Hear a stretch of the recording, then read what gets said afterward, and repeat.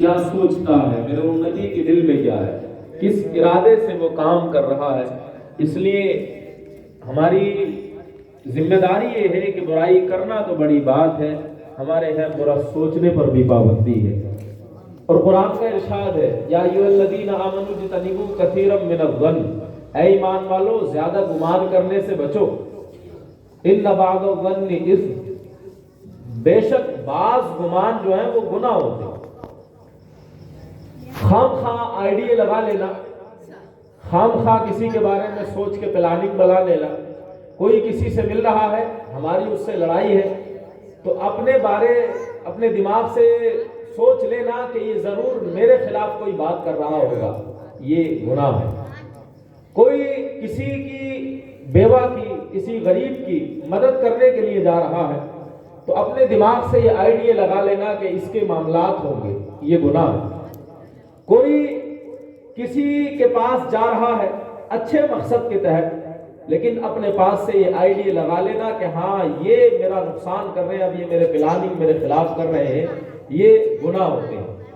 تو اللہ رب العزت نے فرمایا کہ زیادہ گمان کرنے سے بچو، کہ بے شک بعض گمان جو ہوتے ہیں، جو سوچ جو وہم ہو رہے ہوتے ہیں لوگوں کے بارے میں، اپنی رائے سے ہم سوچ رہے ہوتے ہیں، اپنی طرف سے ہم دیکھ رہے ہوتے ہیں، وہ گناہ ہوتے ہیں۔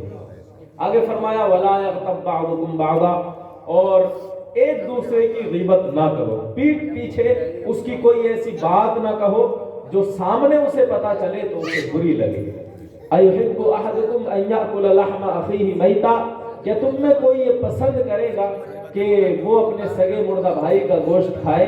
تو وہ فَكَرِهْتُمُوهُ، یقیناً کوئی بھی اس کو پسند نہیں کرے گا، برا سمجھے گا۔ یہ اسی آیت میں پوری سماج کی، پوری سوسائٹی کی، اور پورا جو جس کو سب سے اچھا سماج کہا جا سکتا ہے اس کی بنیاد ہے یہ چیزیں، کہ کسی کے بارے میں بدگمانی مت کرو، دوسری چیز کہ غیبت نہ کرو، کیونکہ قتل سے ایک بندے کا قتل ہوتا ہے، غیبت سے پورا سماج تباہ ہو جاتا ہے، پورا خاندان برباد ہو جاتا ہے۔ رشتہ دار ہے، کوئی رشتہ دار دوسرے رشتہ دار کے پمپ لگا رہا ہے کہ وہ فلانے نے تمہیں یوں کہا ہے، حالانکہ اس نے بھی نہیں کہا، اسے بھی نہیں پتا کہ میں نے کہا ہے یا نہیں کہا ہے، اور جس سے وہ کہہ رہا ہے وہ خام خواہ اس کے دماغ میں زہر گھول رہا ہے، تو آپس میں دونوں میں لڑائی ہوئی، نفرتیں پیدا ہوئی۔ لیکن یہ جو بندہ ہے نا، جو بیچ کا چغل خور یا غیبت کرنے والا بندہ ہوتا ہے، کتنا بڑا یہ جرم قرار دیا گیا ہے، کہ اتنا بڑا جرم ہے یہ کہ جیسے کوئی اپنے مرے ہوئے بھائی کو، بھائی تو بھائی ہوتا ہے نا، اور وہ اس کا انتقال ہو جائے، وہ مر جائے، تو پھر کیا کوئی تصور کر سکتا ہے کہ اس کا گوشت کاٹے اور کھا لے؟ کبھی بھی نہیں کر سکتا۔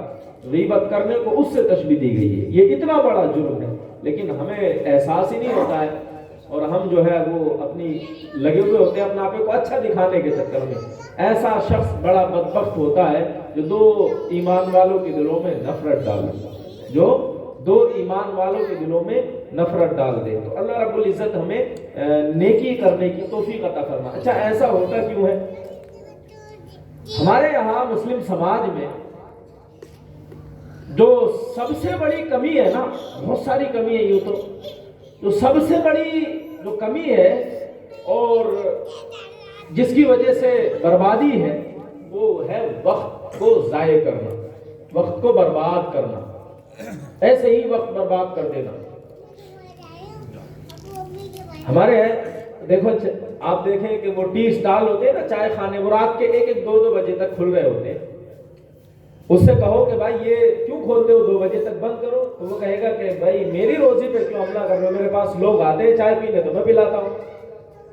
اب اس کے پاس دیکھو جو چائے پینے کے لیے جاتا ہے نا، جو چائے پی رہے ہوتے ہیں، نہ کوئی ان کا بڑا بزنس ہوتا ہے، نہ کوئی ایسے ان کے کام ہوتے ہیں، نہ کوئی گھریلو حالات اچھے ہوتے ہیں، بس یوں ہی بیٹھے ہوئے گپے چل رہے ہیں، چلتے چلتے وہ 12 بج گئے، بولے 1 چائے اور لاؤ، پھر گپے چلے، پھر اور بڑھتے گئے، تو 2 بجے تو پھر 1 چائے اور لاؤ، پھر لائے، پھر سوئے، اور صبح کو پھر 11 بجے اٹھ کر کے جا رہے ہیں۔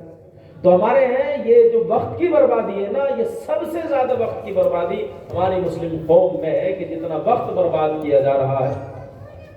اگر وقت برباد کرنے کی کوئی ڈگری ہوتی نا تو سب سے زیادہ ہمارے یہاں وہ ڈگری ہوتی. ایک بندہ خام خواہ اپنا وقت برباد کر دیتا ہے، نہ ہی کسی کام پہ دھیان دیتا ہے، نہ ہی بیوی بچوں پہ دھیان دیتا ہے، نہ اپنے گھر پہ دھیان دیتا ہے، نہ کاروبار پہ دھیان دیتا ہے، بس یوں ہی بیٹھے بیٹھے وقت برباد کر دیا.